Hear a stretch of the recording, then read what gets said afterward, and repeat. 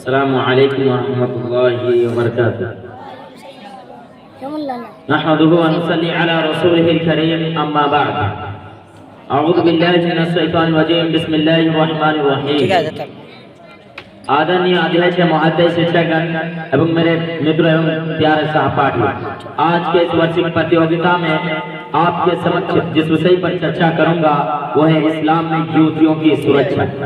प्रतिदिन समाचार पत्रों में दो चार ऐसी घटनाएं अवश्य देखने को मिलती है कि युवतियों के अपहरण के पश्चात बलात्कार निर्ममता के साथ मारकर फेंक दिया जाता है अथवा किसी विवाहित महिला को जला दिया जाता है। इसके अतिरिक्त भी कितनी ऐसी घटनाएं होती है जिनकी कोई सूचना नहीं दी जाती और निर्धन माता पिता अपने मान मर्यादा को बचाते हुए चुप्पी साध लेते हैं। ऐसी घटनाएं इतनी अधिक होती है, परंतु इस पर अंकुश लगाने के लिए सारे कठोर दंड बेकार क्यों है? बालिकाओं को इस पृथ्वी पर जन्म के प्रकोप में क्यों मार दिया जाता है? जब तक इसका मौलिक कारण को खोजा नहीं जाएगा तब तक ऐसी घटनाओं को रोक पाना असंभव होगा और इसी प्रकार की घटनाओं में वृद्धि होती रही होगी। ऐसा युग गुजरा है जब युवतियों के अस्तित्व को इस धरती पर सहन नहीं किया जा रहा था।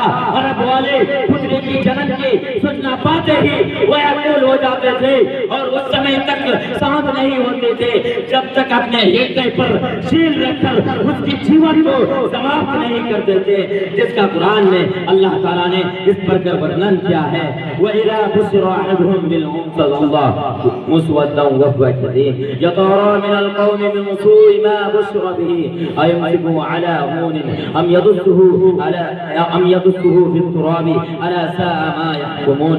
जब किसी को पुत्री के जन्म लेने की सूचना दी जाती तो उसका चेहरा सियाह पर उसका चेहरा काला पड़ जाता और दुखी हो जाता, अपने बंधुओं से इस बुरी सूचना के कारण छिपा फिरता और सोचता कि अपमान को साथ लिए हुए रहे तथा धरती में गाड़ दे। यदि इन तथ्यों को अवलोकन किया जाए तो क्या होगा कि इसका मौलिक कारण बेपर्दगी, वस्त्रहीनता और महिला ही स्वतंत्रता ही है। किंतु जब इस्लाम इस धरती में आया तो युवतियों को इस धरती में जीवित रहने का अधिकार दिया, सुरक्षित वर्तन किया एवं सम्मान दिया।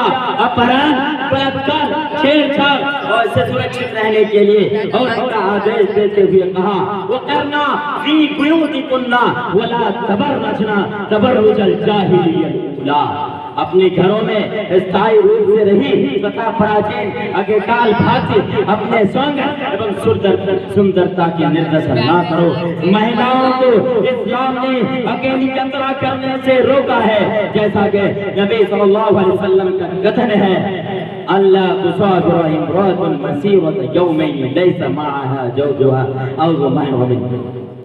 कोई महिला 2 दिन की यात्रा अकेले ना करे मगर उसके साथ उसका कोई ऐसा पुरुष जिससे उसका विवाह वर्जित हो। इस हदीस में नबी सल्लल्लाहु अलैहि वसल्लम ने महिलाओं को एकाकी यात्रा करने से रोका है, क्योंकि अकेली यात्रा करने से छेड़छाड़ का खतरा रहता है। और इसी प्रकार इस्लाम ने माता पिता को यह आदेश दिया है कि जब पुत्री बड़ी हो जाए तो उसकी विवाह करा दो, अन्यथा कोई बेचार में पड़ सकती है। और इसी प्रकार जब उस महिला के लिए जिसके पति की मृत्यु हो चुकी हो दूसरी बार विवाह करने की अनुमति दी है। इसके अतिरिक्त भारतीय हिंदू का सरकार पाती जब किसी महिला की पति की मृत्यु हो जाती तो उस महिला को उसके पति के साथ जीवित चलाते थे। किंतु जब इस्लाम भारत में आया तो महिलाओं को उससे मुक्त किया। और आज भी संस्कार पाती है कि जब किसी महिला के पति की मृत्यु हो जाती है तो जीवन भर विधवा रह जाती है, दूसरी बार विवाह नहीं कर सकती। तात्पर्य यह है कि इस्लाम ने हर क्षेत्र में महिलाओं को सुरक्षित प्रदान किया और किसी अन्य धर्म ने ऐसा नहीं किया। अंत में अल्लाह ताला से प्रार्थना है कि अल्लाह ताला महिलाओं को अपने घरों में सुरक्षित रहने की तौफीक प्रदान करें। आमीन। अस्सलामु अलैकुम व रहमतुल्लाहि व बरकातुहू।